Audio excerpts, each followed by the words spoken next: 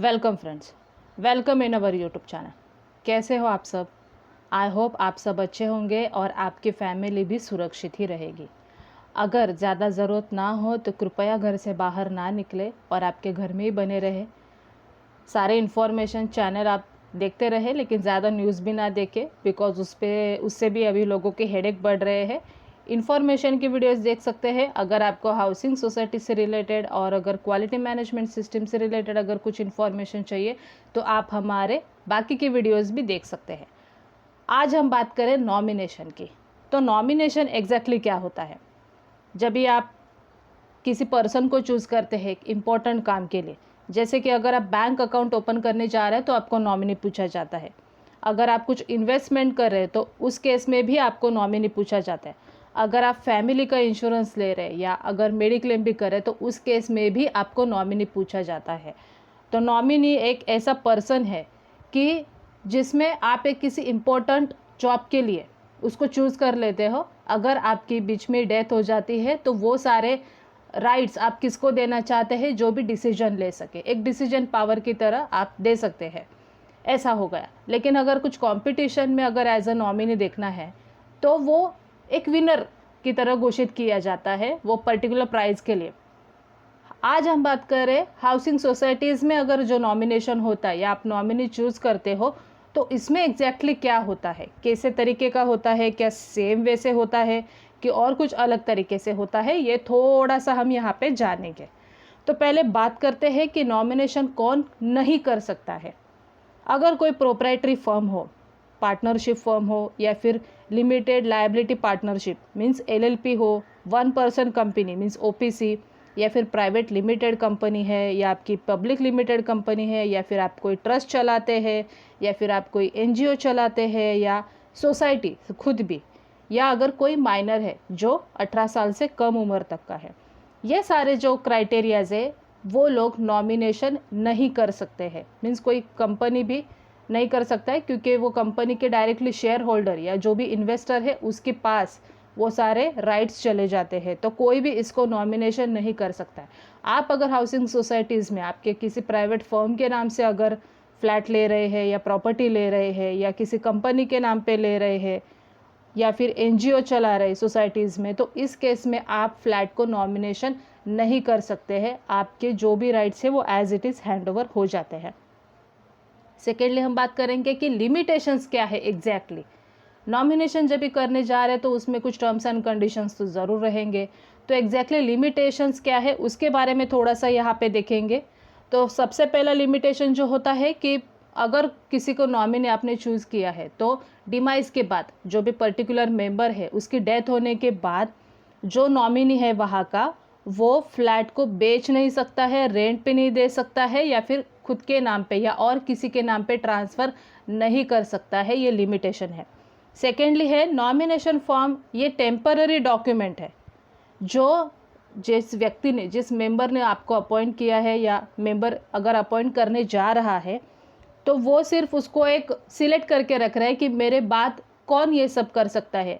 तो इस केस में और एक भी जिम्मेदारी आ जाती है। अगर आपके कुछ फ्लैट के ड्यूज़ रहेंगे, मेंटेनेंस के ड्यूज़ रहेंगे, तो बाद में वो जो भी नॉमिनी रहेगा तो उससे सोसाइटी को लेने का हक हो जाता है। तो ये कुछ लिमिटेशंस है।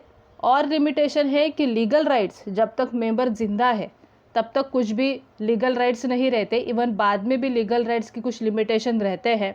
और इवन अगर आप किसी नॉमिनी के थ्रू अगर आप घर लेने जा रहे हैं तो ऐसा मत कीजिए, बिकॉज लीगली इसको मान्यता नहीं दी गई है। नॉमिनी फ्लैट को बेच नहीं सकता है, नॉमिनी फ्लैट को ट्रांसफ़र नहीं कर सकता है। हाँ, अगर वो चाहे तो रह सकता है उस घर में, बट उसको बाकी के कुछ भी राइट्स नहीं होते हैं और इवन वो डायरेक्टली मेंबर भी नहीं बन सकता है सोसाइटी का।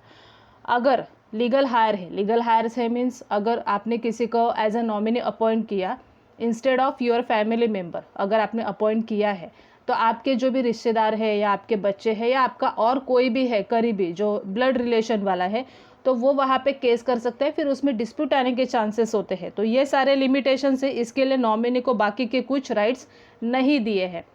अभी अगर देखेंगे तो नॉमिनी आप किसको रख सकते हैं, आपके अगर कोई ब्लड रिलेशन वाले हैं उनको आप नॉमिनी रख सकते हैं या किसी इंडिविजुअल पर्सन को रख सकते हैं। अगर आप यहाँ पे नहीं बाहर रहते हैं तो मीन्स इंडिया के बाहर है तो आप यहाँ पे किसी को रख सकते हैं वो करने के लिए। अगर कोई माइनर है, आपके बच्चे हैं या फिर और किसी को, अगर आपके बच्चे नहीं है लेकिन आप और किसी को माइनर है फ़िलहाल लेकिन एज अ नॉमिनी अपॉइंट करना चाहते हो तो वो भी कर सकते हैं। लेकिन उस केस में फिर जब तक उसका 18 ईयर कंप्लीट नहीं होता आप किसको हायर करेंगे, उसका सेकेंड नाम भी आपको डालना पड़ेगा। या अगर कोई मेंटली या फिजिकली डिसेबल है तो उसको भी आप एज अ नॉमिनी वहाँ पे अपॉइंट कर सकते हैं, बट उस केस में भी फिर उनको लीगल जो भी एडवाइज़र है उसको थोड़ा सा अपॉइंट करना पड़ता है ताकि बाकी के जो प्रोसीजर है वो कंप्लीट हो सके। अभी हम जानेंगे प्रोसीजर के बारे में कि नॉमिनेशन के एग्जैक्टली प्रोसीजर क्या होती है सोसाइटीज़ में। फॉर्म नंबर 14 आता है सोसाइटीज़ में एज अ नॉमिनेशन फॉर्म, और वो आपको ट्रिप्लिकेट में आता है। ट्रिप्लिकेट में मीन्स उसकी 3 कॉपीज़ रहती है, ओरिजिनल, डुप्लीकेट और ट्रिप्लिकेट। तो आपने अगर आपके फ्लैट का, आपके प्रॉपर्टी का नॉमिनेशन नहीं करवाया होगा तो ये नॉमिनेशन फॉर्म आपको फिलअप करना पड़ेगा, तीनों भी कॉपीज़। इसमें नॉर्मली क्या रहता है कि शेयर सर्टिफिकेट के डिटेल रहते हैं, आपका एरिया कितना है प्रॉपर्टी का वो सारे डिटेल रहते हैं, किसके नाम पे मीन्स सेल एग्रीमेंट जिसके नाम पे होगा, जैसा भी मतलब अगर आपके जॉइंट होल्डर है तो फर्स्ट जिसका है उसका फर्स्ट और सेकंड जिसका है उसका नाम सेकंड, ऐसे ये सारे डिटेल्स आपको वहाँ पे डालने हैं। उसके बाद आप किसको नॉमिनी वहाँ पे अपॉइंट करना चाहते हैं उसके डिटेल्स आपको वहाँ पे डालने पड़ेंगे। अगर वो आपके साथ रहता है तो address as it is same रहेगा, अगर वो आपके साथ नहीं और किसी एड्रेस पे रहता है तो आपको उसका एड्रेस प्रॉपरली वहाँ पे डालना पड़ेगा।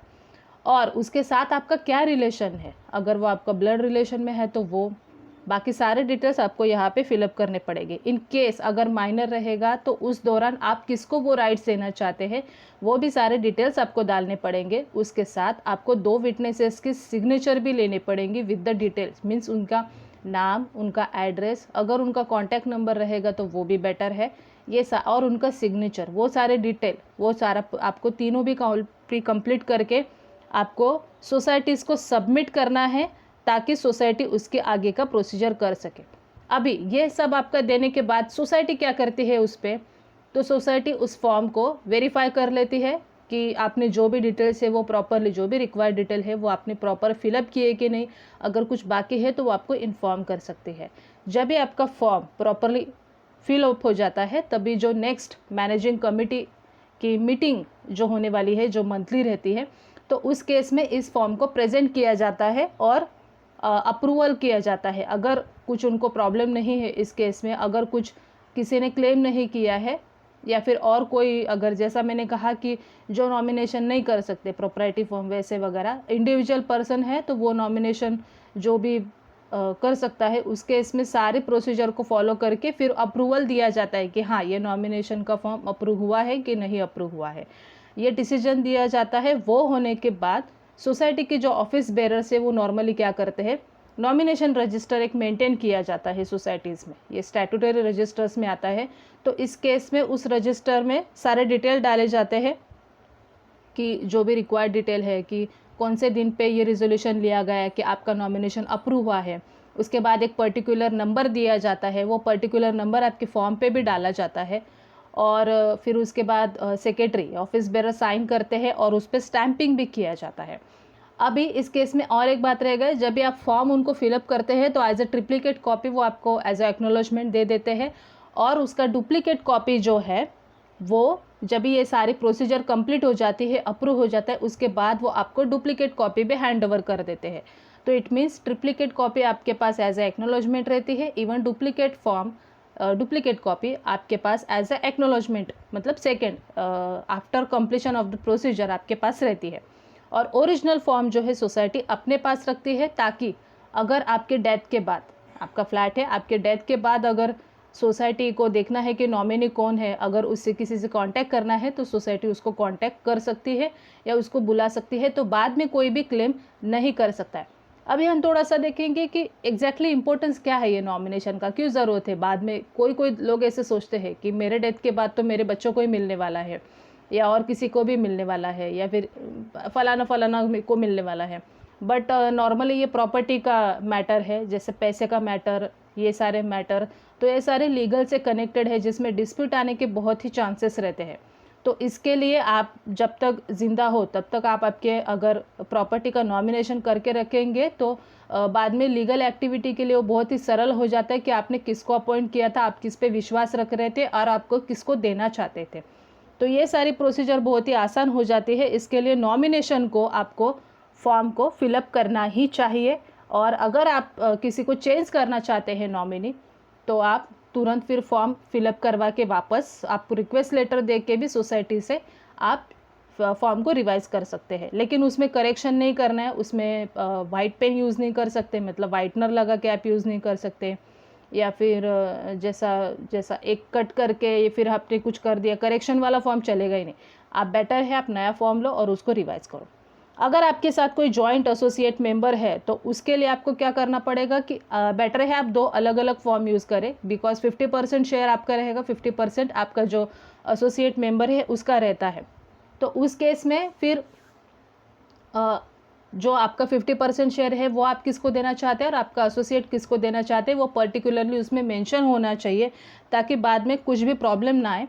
और अगर इन केस इसमें से जॉइंट मेंबर में से एक की डेथ पहले हो जाती है तो फिर उसका 50% किसको जाने वाला है वो डिसाइड करने में आसानी हो जाती है सोसाइटीज़ को। लेकिन कोई सोसाइटीज़ क्या करती है, दोनों की डिटेल एक ही फॉर्म में ले लेती है, बट वो थोड़ा सा फिर एक ही फॉर्म को आप एग्जीक्यूट नहीं कर सकते जब तक दोनों ज़िंदा है, या अगर दोनों मर जाते तो ही उस फॉर्म में आप कुछ आगे काम कर सकते हैं। तो बेटर है आप 2 अलग-अलग फॉर्म को फिलअप करें, ताकि उसको आपको आगे एग्जीक्यूट करने में बहुत ही आसानी होती है। अगर अभी एक ही कोई मेंबर है या फिर आपका जो भी नॉमिनी आपने चूज़ किया है वो आपका ब्लड रिलेशन वाला है, या फिर आपका वो सोल ओनर है बाद में, जैसा आपका बच्चा है या और कोई है, तो अगर बाद में वही मेंबर होना चाहता है आपके डेथ के बाद, जो भी आपने प्रॉपर्टी के लिए नॉमिनी चूज़ किया था, तो उस केस में उसको प्रोवाइड करवाना पड़ता है, या फिर कुछ लीगल प्रोसीजर है उसको फॉलो करना पड़ता है। वो डायरेक्टली नॉमिनेशन फॉर्म के थ्रू डायरेक्टली वो सोसाइटी का मेंबर नहीं हो सकता, उसमें कुछ प्रोसीजर्स है। नॉर्मली प्रोवाइड किया जाता है, लेकिन उसमें कुछ ऑल प्रोसीजर्स है जिसको कंप्लीट करके ही फिर उसको बाकायदा सोसाइटी का मेंबरशिप लेना पड़ेगा, और उसके बाद ही वो सोसाइटी का मेंबर बन सकता है। डायरेक्टली नॉमिनी कोई भी सोसाइटी का मेंबर नहीं बन सकता है, अदरवाइज़ तो आप किसी को नॉमिनी रखेंगे तो कोई भी आके ये कर सकता है। अगर आपको फर्दर इन्फॉर्मेशन चाहिए, अगर आपने अभी तक आपके फ्लैट का या प्रॉपर्टी का नॉमिनेशन नहीं किया है, आपको अगर फर्दर इन्फॉर्मेशन चाहिए या फिर और कोई भी डॉक्यूमेंट से रिलेटेड आपको इन्फॉर्मेशन चाहिए, तो आप हमें कांटेक्ट कर सकते हैं। हमारे वेबसाइट पे भी सारे डिटेल्स दिए गए हैं, दैट इज़ www.shivconsultancy.org.in। आप हमें व्हाट्सएप भी कर सकते हैं या आप हमें ईमेल भी कर सकते हैं। So thank you for watching this video. अगर एक छोटी सी रिक्वेस्ट, अगर आपने अब तक हमारे चैनल को सब्सक्राइब नहीं किया होगा तो प्लीज़ सब्सक्राइब करें और बेल आइकन को भी प्रेस करना ना भूलें, ताकि नए जितने भी वीडियोज़ आते रहेंगे उसके सबके नोटिफिकेशन आपके बॉक्स में आ जाएंगे। और अगर आपको बाकी की इन्फॉर्मेशन चाहिए वो भी आपको टाइम टू टाइम मिलती रहेगी। So thank you for watching this video.